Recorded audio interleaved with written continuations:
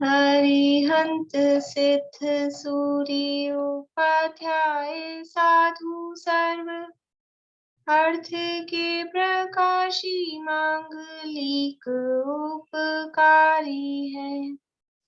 तिन्ह को स्वरूप जान राग दे भई जो भक्ति काय को नवाए स्तुति को जारी है। धन्य धन्य ते नहीं ते काज सब आज भई कर जोरी बार बार वंदना हमारी है। मंगल कल्याण सुख ऐसो हम चाहत है। हो मेरी ऐसी दशा जैसी तुम धारी है। हो मेरी ऐसी दशा जैसी तुम धारी है। मंगलमय मंगल करण प्रीत राग विज्ञान नमो ताहि जाते भये अरहंतादि महान। करि मंगल करि हो महा ग्रंथ करण को काज जाते मिले समाज सब पावे निज पद राज। इस भव तरु का मूल एक जानहु मिथ्या भाव ताको करि निर्मूल अब करिए मोक्ष उपाय करिए मोक्ष उपाय। मोक्ष मार्ग प्रकाशक नामक ये शास्त्र है। हाँ बोलो पारुल, कुछ कह रहे हो? भाभी व्यवहाराभासी के कुछ क्वेश्चन आंसर्स के बारे में पूछना था। व्यवहाराभासी के अभी तो मैंने ली नहीं डायरी मेरी है।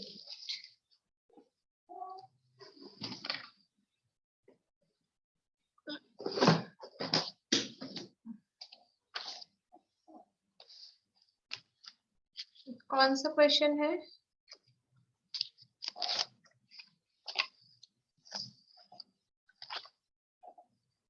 पारुल,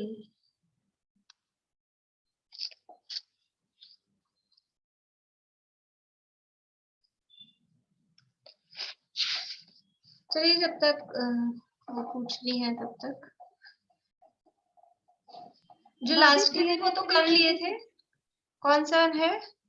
326 सराग वितराग चारित्र को समझाइए। हाँ इसका पेज है 244 245। बोलो, आपको मतलब आपने आंसर लिखा है? हाँ बोलो। एक्चुअली इसके बाद भी क्वेश्चन है द्रव्यलिंगी के सराग चारित संभव है या नहीं। थोड़ा सा कंफ्यूजन हो गया है। जो जीव बिना तत्व ज्ञान के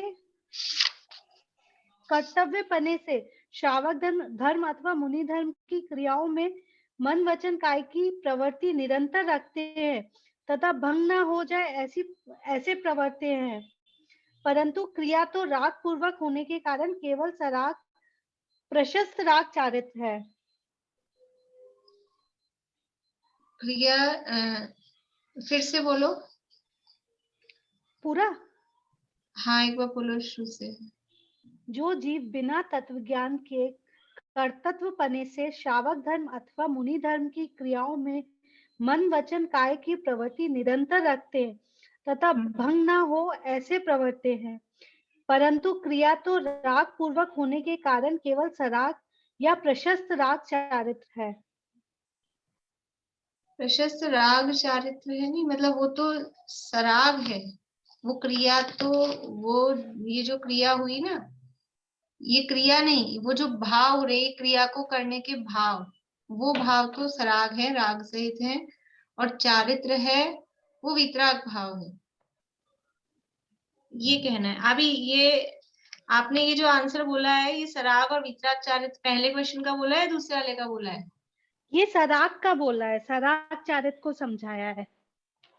हाँ, तो वो भाव सराग है, वो भाव सराग चारित्र है ना।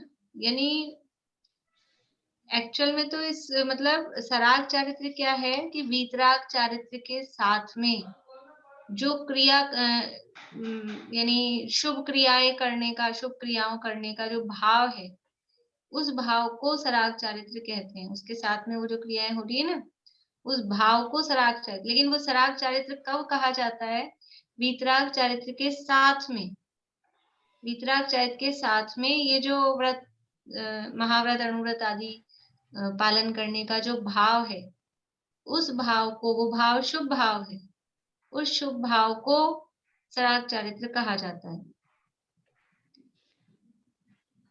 शुभ भाव को सराग चारित्र कहते हैं। हाँ, मतलब उसमें ये बात ध्यान रखना, क्रिया नहीं है चारित्र, शुभ भाव है, वो सराग चारित्र है। और तो किसी का भंग लिखा हो हुआ है? जाए, ये प्रमिला जी अपने आपके? मिस हो गए हैं शायद, आपके किसी भी रिकॉर्डिंग में ये क्वेश्चन आंसर्स नहीं आए हैं। मिस हो गए? मैंने पूछा था तो बोले थे ये हो गए सब, इसके आगे से चालू कर दिया। नहीं, ये नहीं पूछा था आपने, ये हुए उस नहीं दिन वाले क्वेश्चन? सारे हुए ही नहीं कि आपने उसके आगे आप लोगों ने भी बताया नहीं, तो वो उसके आगे से चालू किए, तो वो मैं जब पूछती हूँ, मैं सुनीता आंटी से इसलिए पूछती हूँ, इनको ज्यादा याद रहता है। ये मैंने एग्जाम के बताया जस्ट पहले आपको। दिया था। अच्छा, आपने कहा था तो? और कौन, कोई बोला तो थे, किसी ने सपोर्ट किया था कि हो गए? निशा आंटी बोल रही थी वो हो गए, हुए नहीं थे 5-6 क्वेश्चन। अच्छा, तो फिर आप लोग ऐसे करना, सब लोग कल देख के आना, तो ये कल कर अभी अभी तो मैं पूछूंगी तो अचानक से किसी को फिर आएंगे भी नहीं याद। ठीक है। तो ये जो रह गए, कहाँ से रह गए हैं? 325 से।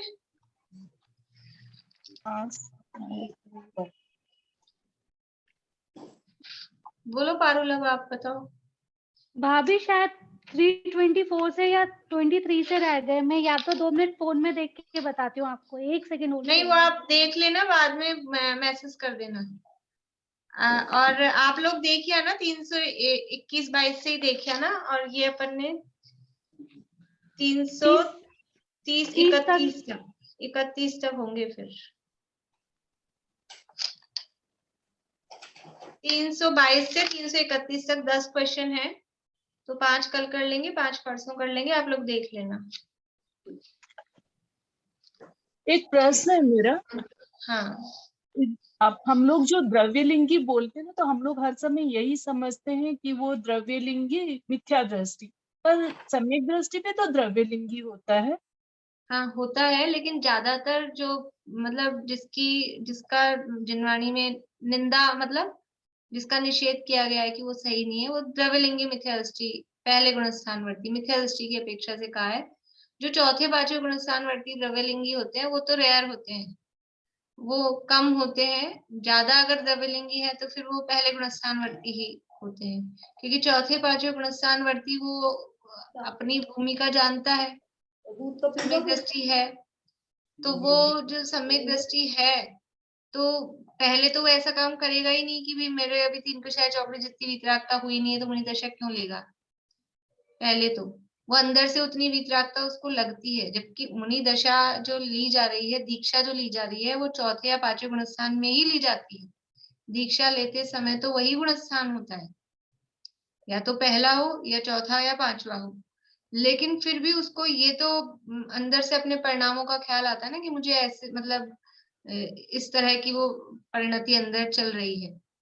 और फिर वो दीक्षा लेते ही जब शुद्धोपयोग के लिए बैठते हैं, ध्यान के लिए बैठते हैं, तो वो सातवां गुणस्थान उनका हो जाता है। तो वो मतलब ज्यादा समय कोई ऐसा रहे चौथे पांचवें गुणस्थान वाला मुनि दशा में, वो टाइम कम होता है। या फिर ये कब होता है कि कोई छठे सातवें गुणस्थान वर्ती मुनिराज थे, और फिर वो उस मुनि दशा से 3 कषाय चौकड़ी के अभाव से छूट गए, 2 कषाय का उदय आ गया, या 1 कषाय का उदय और आ गया, ऐसा हो गया, तब वो गिरते समय चौथा या पांचवा गुणस्थान बन सकता है। तो वो टाइम भी ज्यादा देर का नहीं होता है, वो वापस अपने को उपस्थापना कहें, मतलब वो वापस से उसका प्रयास करते हैं गुणस्थान मेंटेन करने का। इसलिए और उनकी कुछ बात भी नहीं, क्योंकि वो समय दृष्टि है ही, वो कुछ ना कुछ करके वो पुरुषार्थ पूर्वक वापस आ ही जाते हैं लेवल पे। यहाँ जिसकी बात चल रही है पूरे व्यवहाराभासी के प्रकरण में, और भी जिनवाणी में जहाँ भी द्रव्यलिंगी शब्द कहते हैं और उसकी निंदा के अर्थ में उसको कहते हैं, तो वो मिथ्या दृष्टि द्रव्यलिंगी की ही बात है, क्योंकि वो केवल वो वेश धारण करके संतुष्ट हो गया, वो उस क्रिया को करके, महावृत्ति क्रिया को करके समझ रहा है मैं धर्मात्मा हो गया, इसलिए उसका निषेध किया जाता है। बोलिए भारती आंटी। मैं कह रही थी अगर सम्यक दृष्टि है तो फिर द्रव्यलिंगी कैसे रहे? अगर बताया ना सम्यक, अभी मैंने अभी हाँ बताया ना। नहीं, जैसे चौथे पांचवें गुणस्थान में भी है, लेकिन सम्यक दृष्टि है तो भावलिंगी किसे कहते हैं? भावलिंगी का मतलब अकेला सम्यक दर्शन होना नहीं है। भावलिंगी मुनिराज, भावलिंगी मुनिराज का मतलब है 3 कषाय चौकड़ी का अभाव होना चाहिए, और सम्यक दृष्टि वर्ड है वो चौथे वाले के 1 कषाय चौकड़ी का समझ अभाव। गई।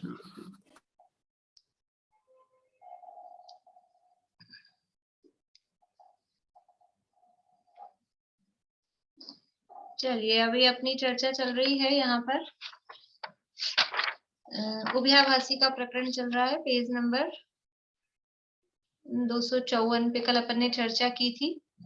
ये उभयाभासी किस प्रकार से उसकी भूल रहती है कि कभी तो वो निश्चयाभासी की जैसा यानी विचार करता है, वैसा काम करता है, वैसा सोचता है, और अपने आप को सिद्ध समान शुद्ध ऐसा मान के विचारों में बैठ जाता है, और इस नए से आत्मा ऐसा है, इस नए से आत्मा ऐसा है, ऐसे अलग अलग नयों से आत्मा का अलग अलग स्वरूप समझता है एक ही साथ, लेकिन वो उसमें ये नहीं समझता है कि इस जो व्यवहार ने जो कहा है, उस व्यवहार ने जो कहा है और वो जो स्वरूप बताया है उसका मतलब क्या। व्यवहार ने जो स्वरूप बताया वो भी सच्चा, निश्चय ने जो स्वरूप बताया वो भी सच्चा, लेकिन समझना ना क्या था कि एक्चुअल में आत्मा कैसा है, कि निश्चय ने जो कह रहा है वैसा ही है, व्यवहार ने जैसा कह रहा है एक्चुअल में वैसा नहीं है जीव का स्वरूप।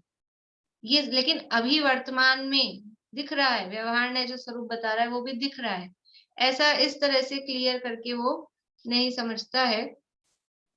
एक ही जिस भाव से आत्मा रहित है उसी भाव से उसका सहित बना एक ही वस्तु में, वो ऐसा मानता है कि वर्तमान में ही सिद्ध समान भी हूँ और वर्तमान में ही द्रव्य कर्म नो कर्म से सहित भी हूँ, संसारी हूँ तो द्रव्य कर्म नो कर्म से सहित हूँ, और एक अपेक्षा निश्चय ने से मैं सिद्ध समान हूँ, व्यवहार ने से मैं द्रव्य कर्म नो कर्म सहित हूँ, अभी इसी समय ऐसा मानता है। लेकिन वो निश्चय ने से द्रव्य स्वभाव अपेक्षा और व्यवहार ने से मतलब पर्याय की अपेक्षा, ऐसा भिन्न अर्थ वो नहीं जानता। फिर यहाँ बताया था कि सिद्ध और संसारी में जो है समानता वो जीवत्व पने की अपेक्षा समानता है संसारी के निश्चय से तो संसारी के मति ज्ञान है वर्तमान में, संसारी जीव वर्तमान में निश्चय से अशुद्ध ही है, वो शुद्ध नहीं है, तो ऐसा निश्चय भी समझना पड़ेगा। संसारी के मति ज्ञानादिक जो है वो निश्चय से है, सिद्ध के केवल ज्ञान है। इतना विशेष है कि संसारी के मति ज्ञानादिक कर्म के निमित्त से है, इसलिए स्वभाव अपेक्षा उसको केवल ज्ञान कहा जाता है, तो वो दोष नहीं है। शक्ति अपेक्षा से उसको कहा जाए तो दोष नहीं है। ये अपन ने कल देख लिया था। यहाँ से पढ़ते हैं फिर उसको आगे जोड़ते हुए बढ़ते हैं। 254 पेज पे लास्ट वाला पैरा है। जैसे राजा और रंक मनुष्य बने की अपेक्षा समान है, उसी प्रकार सिद्ध और संसारी को जीवत्व बने की अपेक्षा समान कहा है। केवल ज्ञानादि की अपेक्षा समानता मानी जाए सो तो है नहीं। संसारी के निश्चय से मति ज्ञानादि ही हैं, सिद्ध के केवल ज्ञान है। इतना विशेष है कि संसारी के मति ज्ञानादि कर्म के निमित्त से हैं, इसलिए स्वभाव अपेक्षा संसारी में केवल ज्ञान की शक्ति कही जाए तो दोष नहीं है। जो केवल ज्ञान कहा जा रहा है वो शक्ति अपेक्षा या स्वभाव अपेक्षा कहा जाए तो दोष नहीं है, लेकिन अभी वर्तमान में ही पर्याय में केवल ज्ञान है ऐसा कहा जाए तो वो ठीक नहीं है। जैसे रंक मनुष्य में राजा होने की शक्ति पाई जाती है, उसी प्रकार यह शक्ति जानना, शक्ति पाई जा रही है लेकिन वर्तमान में नहीं। बहुत सारी चीजें हैं कि बीज में वृक्ष बनने की शक्ति है कि नहीं, बीज में वृक्ष बनने की शक्ति है, लेकिन अभी वो बीज ही वृक्ष है क्या? बीज तो वृक्ष नहीं है ना। वर्तमान में जो अवस्था का अंतर है वो तो है ही ना। एक छोटे बच्चे में बड़ा होके वो पापा भी बनेगा, दादा भी बनेगा, वो सब शक्ति उसमें है, लेकिन अभी अभी वर्तमान में 4 साल का कोई बच्चा है तो वर्तमान में तो ना वो कोई पापा भी और दादा भी और नाना भी, वो शक्ति अपेक्षा वो है ऐसा। तथा द्रव्य कर्म नो कर्म पुद्गल से उत्पन्न हुए हैं, इसलिए निश्चय से संसारी के भी इनका भिन्नपना है। निश्चय से संसारी भिन्न है, लेकिन कैसे भिन्न है कि स्वभाव अपेक्षा भिन्न है, परंतु सिद्ध की भांति इनका कारण कार्य संबंध अपेक्षा संबंधी न माने तो भ्रम ही है। अभी वर्तमान में निमित्त नैमित्तिक संबंधी नहीं माने, जैसे सिद्धों के तो कर्म आदि का, द्रव्य कर्म नो कर्म का किसी भी प्रकार का संबंध नहीं है, निमित्त नैमित्तिक संबंध भी नहीं है, लेकिन संसारी के वो भी नहीं माने अभी, तो वो ठीक नहीं है, भ्रम ही है। तथा भाव कर्म आत्मा का भाव है, सो निश्चय से आत्मा ही का है, परंतु कर्म के निमित्त से होता है, इसलिए व्यवहार से कर्म का कहा जाता है। कर्म के निमित्त से हो रहा है इसलिए कर्म का कहा जा रहा है, होता तो आत्मा में ही है, निश्चय से आत्मा ही का है, परंतु कर्म के निमित्त से होता है इसलिए व्यवहार से कर्म का कहा जाता है। अब ये भाव कर्म को निश्चय से आत्मा का कहना, इसमें क्या अपेक्षा है? भाव कर्म को किस अपेक्षा से निश्चय से आत्मा का कहा? बोलिए निशान की।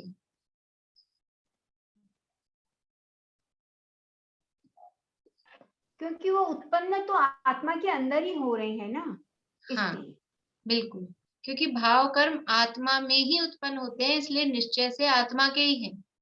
फिर भाव कर्म को आत्मा के नहीं है, ऐसा क्यों कहा कि क्योंकि भाव कर्म? वो पुद्गल के निमित्त से रहे, जिसके निमित्त से होते हैं उसके कहे जाएंगे।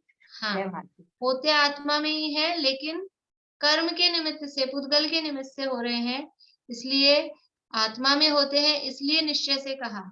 लेकिन क्योंकि वो निमित्त से हो रहे हैं इसलिए निश्चय से आत्मा के नहीं है, व्यवहार से कहा है वो तो है ही, लेकिन निश्चय से भी आत्मा के नहीं है। निश्चय से आत्मा के नहीं है का मतलब आत्मा का, अब यहाँ पे निश्चय का अर्थ क्या हुआ? आत्मा के स्वभाव नहीं है, इसलिए निश्चय से आत्मा के नहीं। अब हर क्योंकि जगह वो निश्चय निकल शब्द, जाएंगे, वो बाद में अलग हाँ हो जाएंगे, इसलिए वो हाँ निश्चय से भी आत्मा के हैं। हाँ, बोलिए ममता भाभी। अशुद्ध निश्चय नहीं कह सकते क्या फिर इसको, भाव हाँ, कर्म को? अशुद्ध अशुद्ध निश्चय ऐसे ही है। अभी तो अपन भेद नहीं लगा रहे, वो तो समझना पड़ेगा। परम शुद्ध निश्चय से ऐसे नहीं है, वो तो जो न लगना है वो ही लगेगा, पर है तो निश्चय ही ना, है तो निश्चय ही। तो दोनों जगह अपन निश्चय लगाएंगे, लेकिन उसका अर्थ समझना पड़ेगा। खाली निश्चय शब्द देखते ही बस एक ही वो कर दें, ऐसा नहीं है। भाव कर्म निश्चय से आत्मा के ही हैं, तो वहां लगेगा अशुद्ध निश्चय से आत्मा के ही हैं। लेकिन निश्चय से आत्मा के नहीं है तो लगेगा परम शुद्ध निश्चय है। तो परम शुद्ध निश्चय से भाव कर्म आत्मा के नहीं है। परम शुद्ध निश्चय मतलब द्रव्य स्वभाव, वो लग के पर जो अशुद्ध निश्चय है ना, एक्चुअल में तो वो भी व्यवहार ही है। परम शुद्ध निश्चय के सामने ये अशुद्ध निश्चय भी व्यवहार ही है, लेकिन फिर भी वो जीव से अभेद करके कह रहा है, इसलिए उसको निश्चय कहा है। तो कुछ है जो समझ लो टेम्परेरी निश्चय है, और एक है जो एक्चुअल में निश्चय है। तो वो परम शुद्ध निश्चय ही निश्चय है वास्तव में, बाकी के जो निश्चय है वो तो सब उसके सामने व्यवहार ही है। लेकिन फिर भी कुछ प्रयोजन सिद्ध होता है, इसलिए उनको निश्चय कहा है। ऐसा नहीं है कि प्रयोजन प्रयोजन यहाँ सिद्ध हो रहा है। यदि इस प्रकरण में जो गुरुदेव के प्रवचन है ना, उन्होंने कहा है कि राग आदि को आत्मा का माने, राग आत्मा का है तो मिथ्या दृष्टि, राग आत्मा का है ऐसा माने तो मिथ्या दृष्टि, और राग आत्मा का नहीं है ऐसा माने तो भी मिथ्या दृष्टि। अब इसमें भी अपेक्षा समझनी पड़ेगी कि किसको, मतलब दोनों जगह मिथ्या दृष्टि भी हम क्या करें ये भी मिथ्या दृष्टि वो भी मिथ्या दृष्टि, तो फिर कहाँ जाए हम? कि स्वीकार भी करना पड़ेगा कि किस अपेक्षा से राग आत्मा का है। अगर उस अपेक्षा को नहीं स्वीकार करेगा तो भूल में है, और सर्वथा ही राग को आत्मा का स्वभाव ही मान लिया, ये मान लिया तो भी भूल में है। तो राग को आत्मा का स्वीकार भी करे और राग आत्मा का नहीं है ये भी स्वीकार करे। ऐसा ही चलता है लोक व्यवहार में। कपड़ा गंदा है ये भी स्वीकार करते हैं रोज, और ये गंदा नहीं है ये भी स्वीकार करते हैं, तब तो धोने का उपाय होता है, तब तो सारा सुबह से लग जाते हैं। इसलिए ये अपेक्षाओं का खेल है कि किस अपेक्षा से क्या कथन किया गया है वो समझना पड़ेगा। बोलिए प्रमिला जी। सुख दुख का वेदन तू कर रहा है ना, इसीलिए तेरा है। क्योंकि टेबल चौकी सुख दुख का कर्म वेदन नहीं कर रहे हैं, का वेदन भाव कर्म को। समय सार में अभी जो गाथाएं चली ना पिछले वीक, जो शांति जी भाई साहब ने ली थी वो सार समय सार वाली क्लास में, उसमें यानी नंबर मेरे को ध्यान नहीं है, 300 यानी 130 के बाद वाली इस तरह से कुछ है, 30-31 के आसपास की होंगी वो, 5-5 के ग्रुप हैं। उसमें ये सिद्ध किया है कि मतलब उसमें तर्क दिए गाथाओं में, मूल गाथाओं में, कि जीव और कर्म दोनों मिलके करते हैं राग को, कि दोनों, अगर उसमें फिर तर्क दिया कि अगर दोनों मिलके करते हैं तो फल भी तो दोनों को भोगना चाहिए। अगर दोनों की पार्टनरशिप है तो पार्टनरशिप में तो आधा आधा होता है ना, प्रॉफिट लॉस जो भी हो रहा है, तो फल भी दोनों को भोगना चाहिए। फल कहाँ दोनों भोग रहे हैं? पुद्गल तो उसका फल भोगता नहीं है, फल कौन भोग रहा है? फल तो सारा जीव को ही मिल रहा है। इसलिए जीव का सिद्ध किया समय सार में, राग जीव का है, और समय ये सार को तो अपन निश्चय का ग्रंथ कहते हैं ना लेकिन ऐसा नहीं है कि निश्चय सर्वथा क्या अर्थ है उसका। बोलिए आंटी। मोक्ष मार्ग के इसमें दूसरे अधिकार में भी ये बात आई थी। हाँ, कल किया था ना अपन ने कि वो इस दूसरे अधिकार में चर्चा आई है यही वाली। तो भाव कर्म आत्मा का भाव है, सो निश्चय से आत्मा ही का है, परंतु कर्म के निमित्त से होता है, इसलिए व्यवहार से कर्म का कहा जाता है। सिद्ध की भांति संसारी के भी रागादि न मानना, उन्हें कर्म ही का मानना, वह भी भ्रम है। वह भी भ्रम है, बिल्कुल ही नहीं मानेगा तो भूल में है, भ्रम में है, मिथ्यात्व है। इस प्रकार नयों द्वारा एक ही वस्तु को एक भाव अपेक्षा ऐसा भी मानना और ऐसा भी मानना, वह तो मिथ्या बुद्धि है। नयों द्वारा मान रहा है, कैसे? नयों द्वारा कि हम तो नए लगा रहे हैं, नए लगाने पर भी मिथ्यात्व हो रहा है, क्योंकि नए लगाना भी आना चाहिए। इसमें नए चक्र में दिया है, पुरुषार्थ सिद्धि उपाय का है शायद वो कोटेशन, कि अत्यंत दुरासदम अत्यंत निषिद्धहारम जिनवरस से नए चक्रम। ये कैसी है? ये नयों को प्रयोग करना कैसा है? ये तलवार चलाने जैसा है कि तलवार से तुम दूसरों का ही घात करेंगे, कि ऐसा नहीं है। पूरी सावधानी की जरूरत होती है। अगर तलवार चलाना नहीं आए तो दूसरों का घात करने के बजाय खुद की गर्दन उड़ जाती है। तो ये नयों का प्रयोग करना नहीं आया तो खुद की गर्दन उड़ गई, आभास में पड़ गया, मिथ्या दृष्टि रह रहा है। नयों द्वारा एक ही वस्तु को एक भाव अपेक्षा ऐसा भी मानना और ऐसा भी मानना। एक भाव अपेक्षा मतलब एक ही पर्याय, या भाव शब्द का अर्थ पर्याय के अर्थ में लेना। तो भाव शब्द तीनों अर्थों में यूज में आता है, द्रव्य के अर्थ में भी, गुण के अर्थ में भी, पर्याय के अर्थ में भी। तो कहाँ क्या अर्थ है वो समझना पड़ेगा। तो यहाँ एक भाव अपेक्षा मतलब एक पर्याय की अपेक्षा, एक ही पर्याय में ऐसा भी और ऐसा भी। नयों से नए लगा दिए, इसी पर्याय में नए लगा दिए कि अभी मैं वर्तमान में निश्चय से सिद्ध हूं और अभी वर्तमान में मैं व्यवहार से अशुद्ध हूं। तो ऐसा नयों द्वारा एक ही वस्तु को एक भाव अपेक्षा ऐसा भी मानना और ऐसा भी मानना, वह तो मिथ्या बुद्धि है। परंतु भिन्न भिन्न भावों की अपेक्षा नयों की प्ररूपणा है, ऐसा मानकर यथासंभव वस्तु को मानना सोच सच्चा श्रद्धान है। सच्चा श्रद्धान क्या है? कि जो नयों की प्ररूपणा है ये अलग अलग भावों की, एक नय वो द्रव्य स्वभाव की अपेक्षा बात करता है, एक नय है वो पर्याय की अपेक्षा बात करता है, दोनों में भाव भेद है। ऐसा नहीं है कि निश्चय नय से ऐसा है, व्यवहार नय से ऐसा है और दोनों अभी की अभी लग रहे हैं एक ही स्थिति में, ऐसा नहीं है। अभी के अभी लग रहे हैं लेकिन उसमें फिर वो अपेक्षा लगानी पड़ेगी। अभी के अभी लग रहे हैं मतलब एक द्रव्य स्वभाव अपेक्षा, एक पर्याय अपेक्षा, लेकिन दोनों के दोनों को पर्याय में लगा लेंगे अभी तो नहीं लगेगा। पर्याय में दोनों बातें एक साथ, एक ही पर्याय में दो विरोधी बातें, पीछे भी कहा था ना कि जिस भाव का सहितपना उस भाव ही का रहितपना, एक ही पर्याय में दो विरोधी बातें, मैं मनुष्य भी हूं अभी और मैं देव भी हूं, ऐसा हो सकता है। एक जीव की एक समय में एक ही पर्याय होगी ना, या तो मनुष्य होगा कि देव होगा, या तो नारकी होगा कि तिर्यंच होगा, तिर्यंच होगा कि मनुष्य होगा। अभी तिर्यंच भी है, अभी मनुष्य भी है, ऐसा कैसे होगा?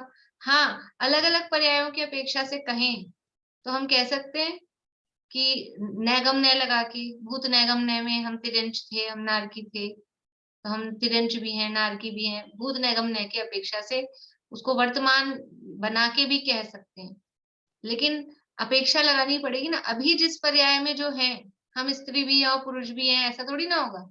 अभी पर्याय में स्त्री है तो स्त्री ही है, निश्चय से स्त्री ही है, वो ही लगाना पड़ेगा। एक ही पर्याय में दोनों विरोधी बातें नहीं चल पाएंगी।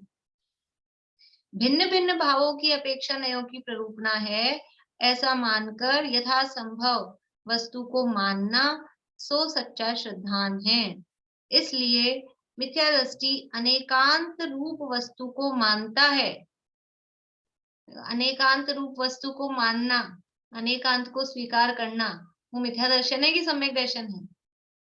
अनेकांत को स्वीकार करना तो सम्यक दर्शन है, अनेकांत तो जैन धर्म है। लेकिन कैसा मानता है? जैन दर्शन में जो अनेकांत है ना, वो अनेकांत में भी अनेकांत है। मतलब अनेकांत भी सर्वथा नहीं है। अनेकांत का मतलब क्या है? कि सर्वथा नहीं है। जैन दर्शन में कोई भी चीज, कोई भी बात वो सर्वथा नहीं है, इसका नाम है अनेकांत। अनेकांत का मतलब है अलग अलग अपेक्षाओं से कथन किया जाता है, कथनचित ऐसा है, कथनचित ऐसा है, इसका नाम है अनेकांत। लेकिन ये जो अनेकांत है ना, ये अनेकांत भी अगर सर्वथा मान ले कि जैन दर्शन सर्वथा अनेकांतवादी ही है, तो ये भी एकांत हो जाएगा। जैन दर्शन में अनेकांत में भी अनेकांत है, मतलब जैन दर्शन कथनचित अनेकांतवादी है, कथनचित एकांतवादी है। अनेकांत लगाएं, कैसे लगाएं? कि कथनचित मैं जीव भी हूं, कथनचित मैं अजीव भी हूं, ऐसा लगेगा? तो मैं जीव ही हूं, अजीव नहीं हूं, ये अनेकांत लगेगा। ये भी तो अनेकांत है और नहीं है, ये दोनों लग रहे हैं ना, इसका नाम अनेकांत है, अस्ति और नास्ति। तो मैं जीव ही हूं, मैं अजीव नहीं हूं, इसका नाम अनेकांत है। मैं सर्वथा जीव ही हूं, तो ऐसा अनेकांत में भी अनेकांत है। और ये मिथ्यादृष्टि अनेकांत रूप वस्तु को मानता है, परंतु यथार्थ भाव को पहचान कर नहीं मान सकता। अनेकांत को तो मान रहा है, ऐसा अनेकांत मिलाना, इसीलिए इसका नाम दिया उभयाभास, उभय एकांत। इसको समंत भद्राचार्य ने इसको शब्द दिया है उभय एकांत। एक तो निश्चय का एकांत वो निश्चयाभास, व्यवहार का एकांत वो व्यवहाराभास, और ये उभय एकांत उभयाभास। ये यथा अनेकांत रूप वस्तु को तो मान रहा है, परंतु वास्तविक उसका स्वरूप दो एकांतों को मिला दिया। सर्वथा जीव नित्य है और जीव सर्वथा अनित्य है, इसको मिला दिया तो ये अनेकांत हो गया। अनेकांत का मतलब क्या है? एकांतों को मिला देना। तो जीव सर्वथा नित्य है और जीव सर्वथा अनित्य है, इसका नाम एक अनेकांत नहीं है। जीव कथनचित नित्य है, कथनचित अनित्य है, इसका नाम अनेकांत है। और वो कथनचित का मतलब क्या? वो कथनचित का मतलब वो अपेक्षा जो कही गई है। तो यहाँ पर ये जीव को सिद्ध भी मान रहा है और कर्म से सहित भी मान रहा है, तो अनेकांत हो गया। अनेकांत नहीं है, सर्वथा ही सिद्ध मान रहा है, सर्वथा ही कर्म से सहित मान रहा है, निश्चय से, यानी वर्तमान में ही सिद्ध भी है और वर्तमान में ही कर्मों से सहित भी है। ऐसा नहीं अनेकांत चल सकता। इसलिए मिथ्या दृष्टि अनेकांत रूप वस्तु को मानता है परंतु यथार्थ भाव को पहचान कर नहीं मान सकता। ऐसा जानना, सच्चा स्वरूप नहीं जान पा रहा है, यथार्थ भाव नहीं पहचान पा रहा है।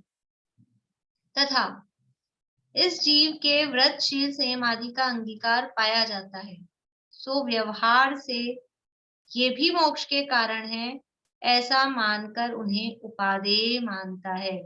इस जीव के मतलब जो उभयाभासी है, उस उभयाभासी के व्रतशील संयम आदि का अंगीकार पाया जाता है। व्रतशील संयम, देखो पीछे वाले पेज पे यानी 254 पेज पे जो बात की वो उसको निश्चयाभास वाली प्रवृत्ति की बात की, क्योंकि उभयाभास बता रहे ना, तो उसको निश्चयाभास किस प्रकार से है कि वो ऐसा मानता है सिद्ध समान शुद्ध हूं और इस तरह से जो भी करता है, वो 254 पेज पे बात की।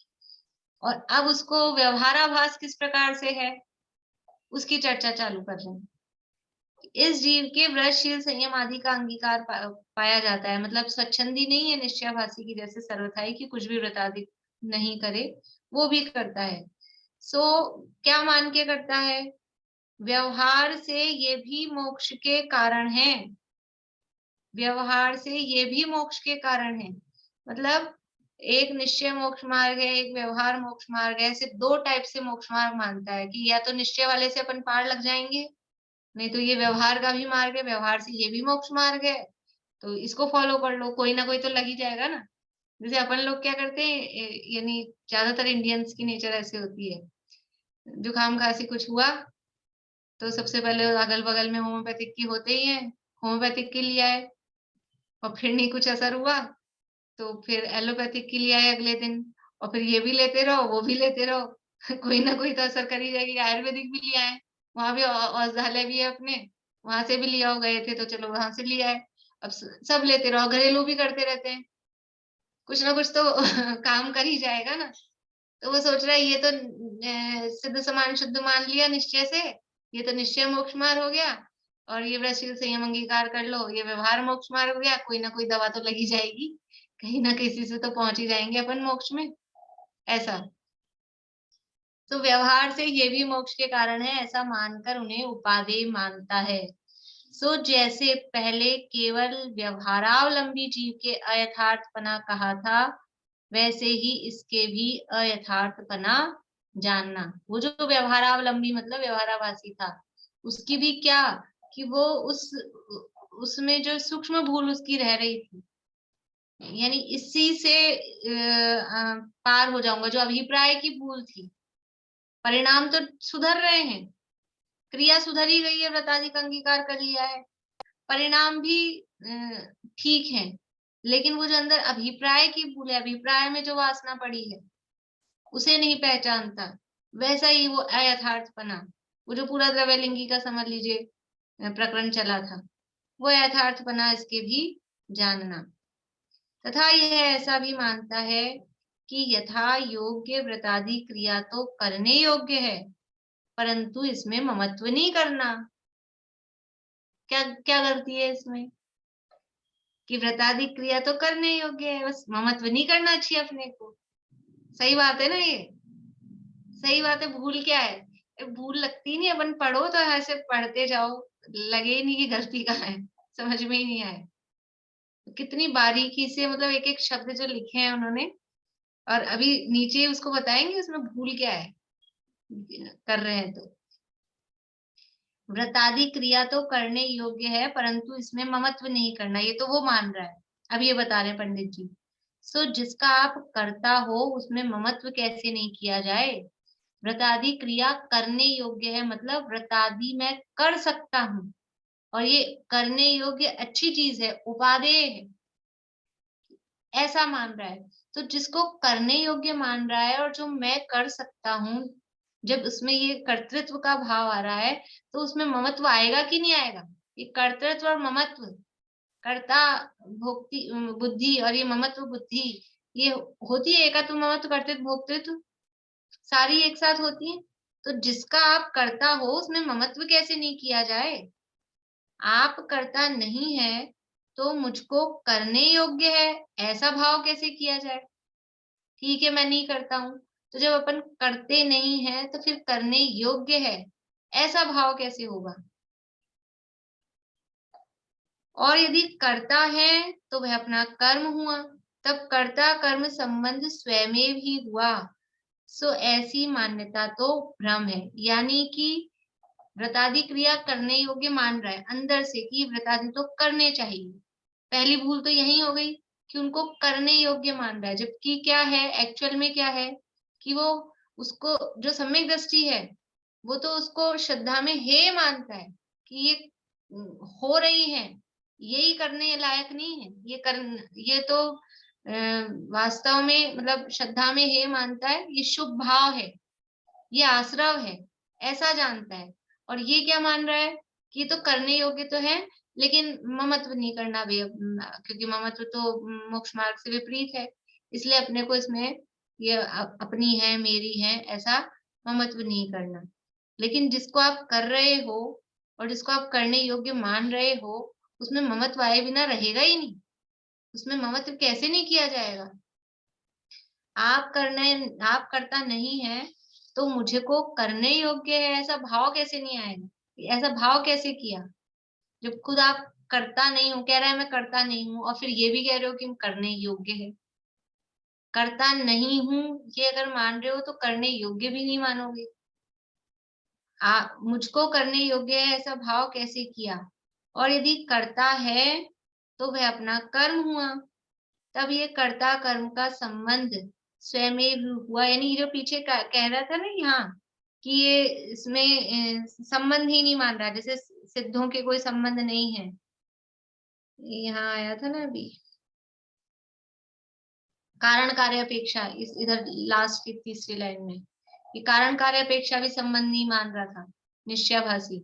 ऐसे यहाँ पर कि ये कर्ता कर्म मतलब वही निमित्त नैमित्तिक कारण कार्य की अपेक्षा। तो ये अगर कर्ता कर्म संबंध हो गया है और तू ये नहीं मान रहा है कि हमारे इसमें है, मेरे जो शुभ भाव हुए हैं, मेरे को ये व्रतादि पालन करने का भाव आया, इस भाव का कर्ता कौन? ये मेरे जो भाव हुए इसका कर्ता मैं, और ये भाव मेरे कर्म, ऐसा स्वीकार करना पड़ेगा। देखो इसमें मैं आपको गुरुदेव का पढ़ के सुनाती हूँ।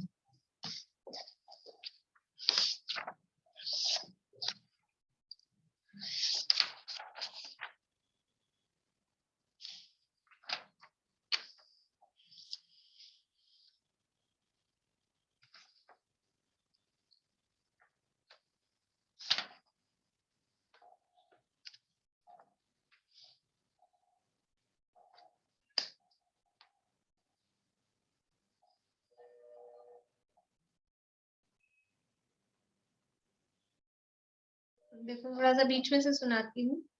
वस्तुतः आत्मा जड़ की क्रिया कर ही नहीं सकता होने पर, वस्तुतः आत्मा जड़ की क्रिया कर ही नहीं सकता होने पर भी मैं करता हूँ ऐसा मानना महामिथ्यात्व रूप ममत्व है।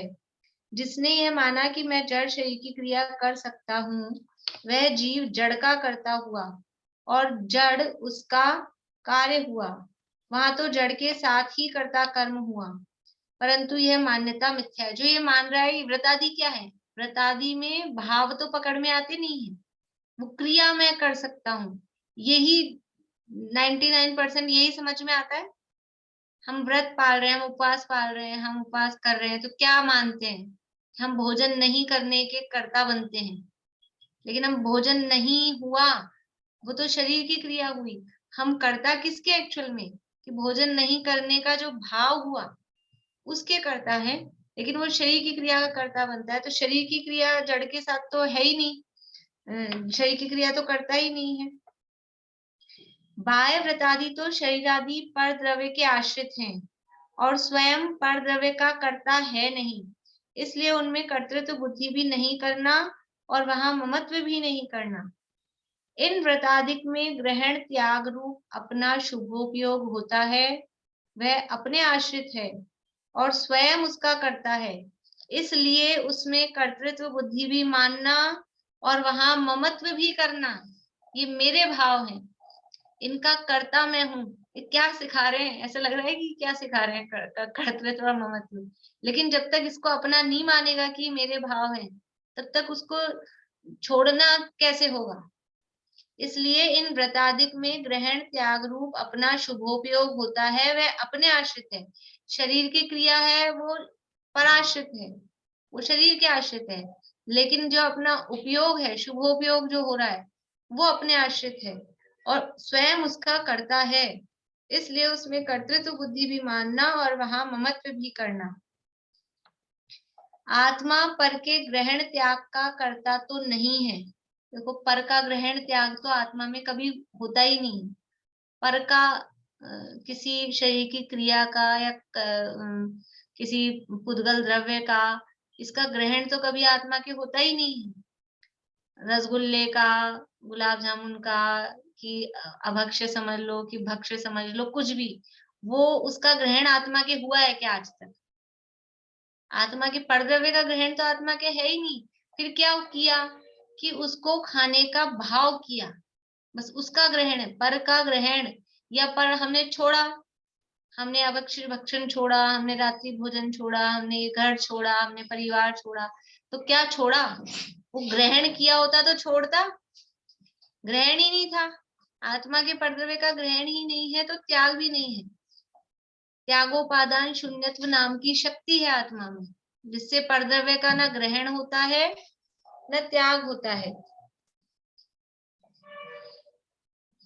तो आत्मा पर के ग्रहण त्याग का कर्ता तो नहीं है, परंतु उस समय शुभोपयोग होता है, वह आत्मा के आश्रित है।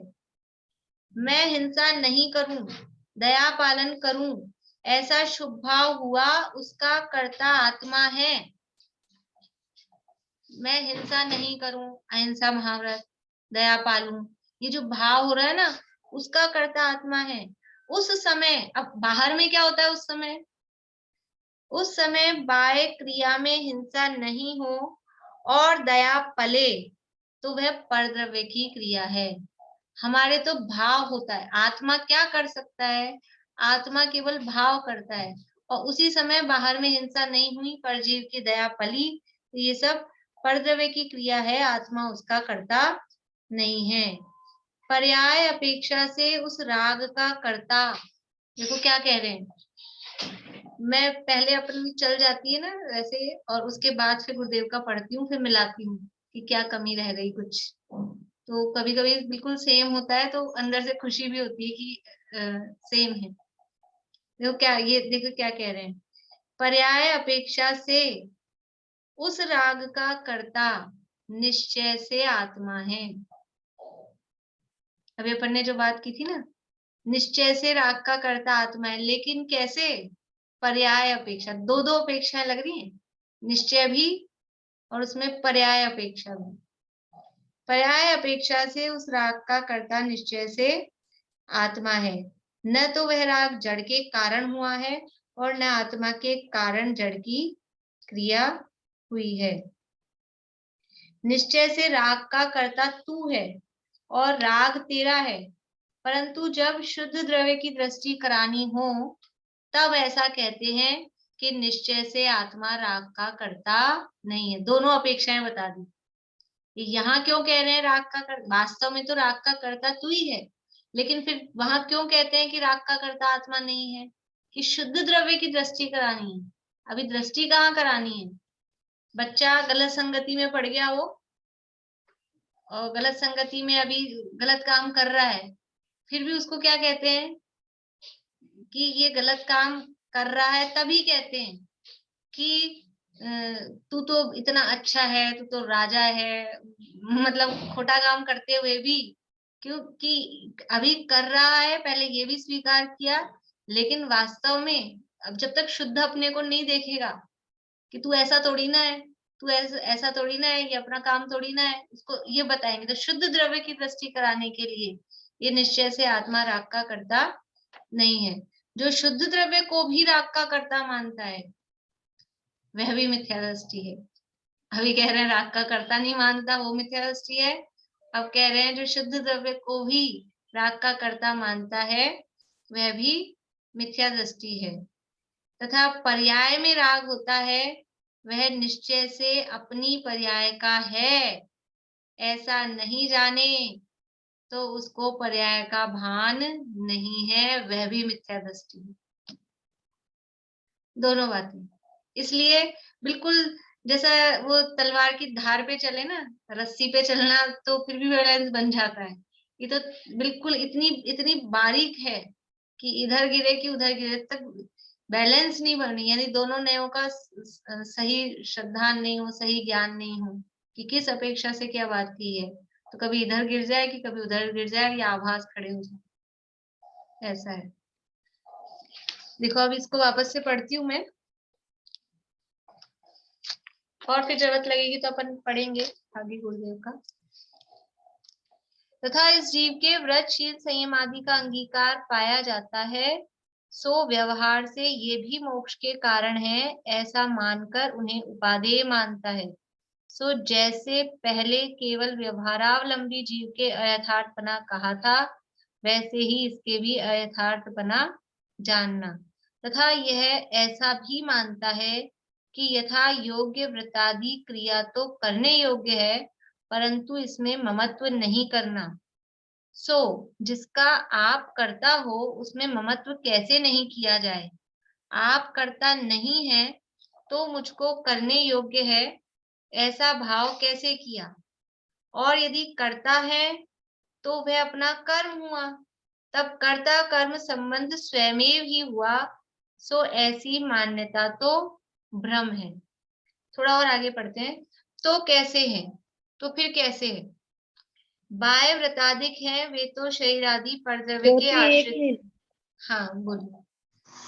ये बताए ना जो वह अपना कर्म हुआ तब कर्ता कर्म संबंध स्वयमेव हुआ, तो कर्ता कर्म संबंध स्वयमेव किसमें हुआ ये, यानी जो वो मान रहा है उसमें? हाँ वो मान रहा है उसमें नहीं, मतलब वो, हाँ वो जो मान रहा है ना कि व्रतादि तो करने योग्य है लेकिन इसमें हाँ। महत्व नहीं करना, वो ऐसा मान रहा है। तो वो कह रहे हैं कि ऐसा तो हो नहीं सकता है कि तुम करने योग्य भी मानो और फिर ममत्व भी नहीं मानो। जिसको तुम कर रहे हो उसमें ममत्व होगा ही, और कर रहे हो और ममत्व होगा तो ये कर्ता कर्म संबंध उसमें होगा, लेकिन वो है नहीं एक्चुअल में ऐसा। इसलिए कह रहे हैं इसको ऐसी मान्यता, वो जो मान रहा है ना वो मान्यता भ्रम है कि ये करने योग्य भी है, मैं इसको करता भी हूँ लेकिन मेरा ममत्व भी नहीं हो रहा है इसमें। ये केवल ऐसा करते हैं ना, ऐसे एक्सक्यूज देते हैं ना कि हमारा ममत्व तो नहीं है लेकिन फिर भी हम कर रहे हैं, तो वो बहुत लोग इस तरह का एक्सक्यूज देते हैं कि हम मानते तो नहीं है, हम मानते तो नहीं है। अरे मानते नहीं है ऐसा कहने का है शब्द, खाली अंदर से वो ममत्व है, और जिसका ममत्व होता है उसका कर्तृत्व होता है, जिसका कर्तृत्व होता है उसका ममत्व होता है, ऐसा नहीं रहता है। वो बात यहाँ कह रहे हैं। तो ये जो इसकी मान्यता है ना कि बस वो करने योग्य तो है उसमें ममत्व नहीं करना, तो ये जो मान रहा है वो भ्रम है। उसके लिए कह रहे हैं कि कैसे है। बाह्य व्रताधिक हैं वे तो शरीर आदि पर द्रव्य के आश्रित हैं। आप पर द्रव्य का आप करता तो है नहीं, इसलिए उसमें कर्तृत्व बुद्धि भी नहीं करना और वहां ममत्व भी नहीं करना। जो व्रताधिक है ना वो व्रताधिक में कर्तृत्व बुद्धि कर रहा है और ममत्व नहीं कर रहा, लेकिन वो जो व्रताधिक है वो तो शरीर की क्रिया है, उस शरीर की क्रिया में ना तो कर्तृत्व करना है ना ममत्व करना है, क्योंकि वो तो पर द्रव्य की क्रिया है, और पर द्रव्य की क्रिया का आत्मा कर्ता नहीं होता, और जिसका कर्ता नहीं है उसमें अपनापन कैसे होगा, उसमें ममत्व भी नहीं होगा। तो बाह्य शरीर की क्रिया तो पर द्रव्य के आश्रित है, शरीर के आश्रित है, और भी जो उसमें पीछे अपन ने देखा था ना वो निमित्त, उसके निमित्त हैं। तो वो बाहरी जो वस्तुएं हैं उनके आश्रित है कि ये छोड़ा कि रखा ग्रहण किया, जो भी चीजें हैं वो तो पर द्रव्य के आश्रित है। पर द्रव्य का आप कर्ता नहीं है, इसलिए उसमें कर्तृत्व बुद्धि भी नहीं करना और वहां ममत्व भी नहीं करना। तथा व्रताधिक में ग्रहण त्याग रूप अपना शुभोपयोग हो वह अपने आश्रित है।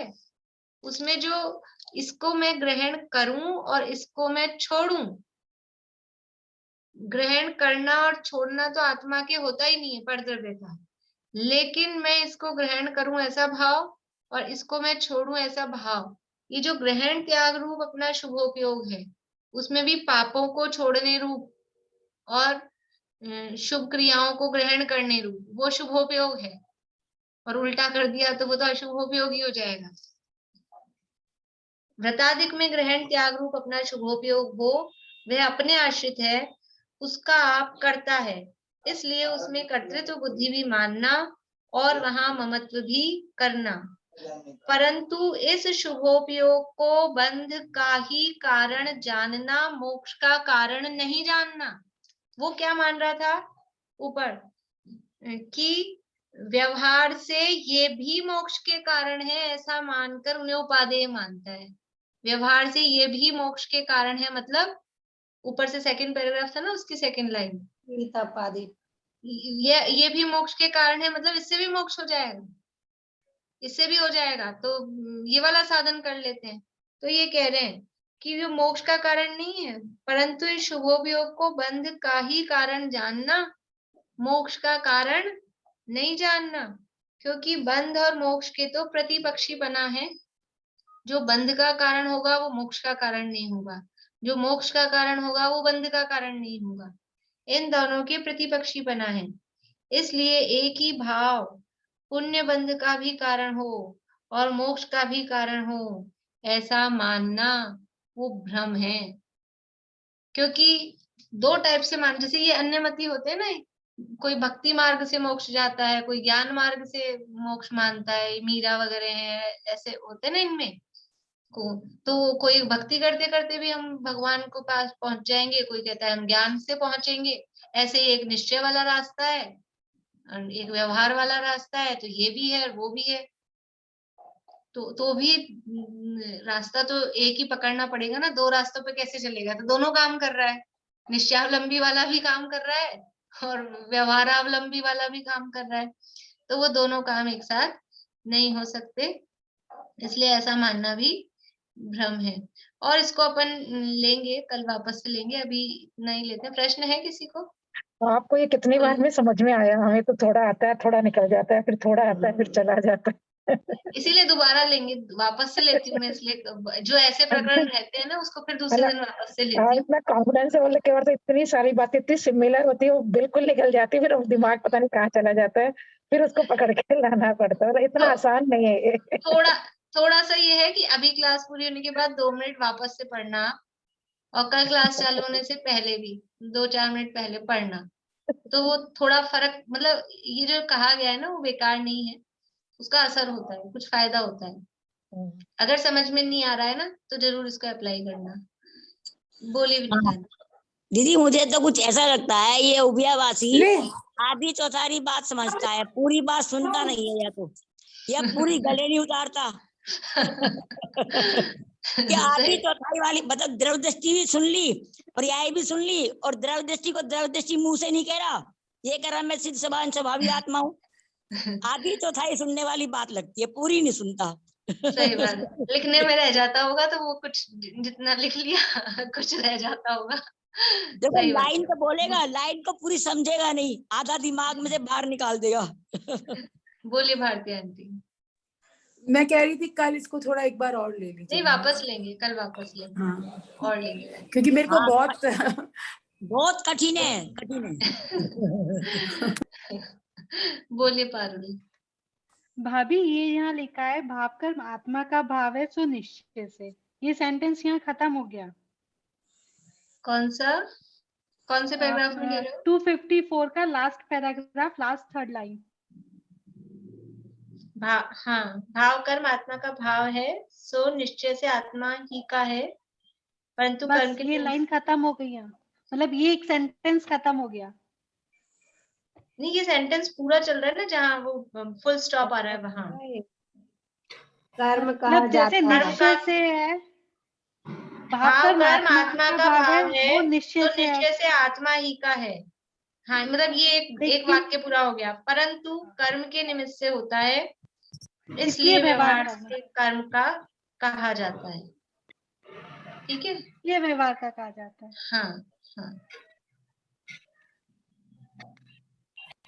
चलिए, और किसी को बोलना है कुछ? ये जो बारीक भेद है ना जो कथन करने में, ये पकड़ में नहीं आता, इसलिए हम सभी उभयाभासी हो रहे हैं। देखा जाए तो कहीं ना कहीं हम सभी इसी प्रकार कर रहे हैं।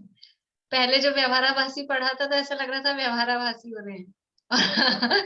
अब उबले नहीं, हम मानते तो यही है, हम सिद्ध समान है। जब मतलब इधर भी बोल देते हो, इधर भी बोल देते हो। वो थोड़ा सा स्वाध्याय करने लग गए ना, इसलिए हाँ, उभयवासी हो गए हैं। ये पहले तो बिल्कुल वो व्यवहाराभासी थे। अधूरा ज्ञान, वो जैसे होता है ना अधूरा ज्ञान और सदा नुकसान, उस तरह की स्थिति है। ये ऐसी स्थिति है जब तक अब अधूरा ज्ञान का मतलब है बहुत सारा ज्ञान नहीं, लेकिन अपेक्षा प्रॉपर नहीं समझा, प्रॉपर नहीं जाना, जो भाव नहीं समझा, बस शब्द पकड़ लिए, लेकिन उस शब्दों के पीछे भाव क्या है। शब्द तो संख्यात ही है। अभी एक भाव शब्द ही अभी मैंने कहा ना, द्रव्य के अर्थ में भी आता है, गुण के अर्थ में भी आता है, पर्याय के अर्थ में भी आता है। अब एक ही अर्थ पकड़ के चिपक के रहें तो कैसे अर्थ निकले, ये गड़बड़ होती है। इसलिए वो अभ्यास इसलिए कहा है कि गुरुदेव कहते थे बेचार कलाक स्वाध्याय, जो ये 2-4 घंटा स्वाध्याय। और ऐसे यहाँ भी जिनवाणी का अभ्यास, अभ्यास अभ्यास का मतलब रीडिंग पढ़ना ये नहीं, पढ़ना कम हो सुनना कम हो, लेकिन अभ्यास मतलब विचारना, उसका विचार चले। और अपनी रीडिंग होती है, हियरिंग होती है, सुनते रहते हैं। आजकल तो रीडिंग भी कम हो गई है, सुनना ही सुनना हो गया है। लेकिन वो जो सुना है, सुनने का निषेध नहीं है, सुने नहीं तो फिर क्या करेंगे, ये छोड़ के अशुभ में चले जाएंगे, तो ये सुने। उभयाभासी का तो मुझे ही टफ लग रहा है। नहीं, वो है थोड़ा सा है उसमें। कल मैं इनको बोल रही, मैं कही जितना सरल निश्चयभासी और व्यवहाराभासी लगा, उससे ज्यादा कठिन तो यही लग रहा है। थोड़ा सा है उसमें कॉम्प्लिकेशन। चलिए विजयवाणी स्थिति करते हैं।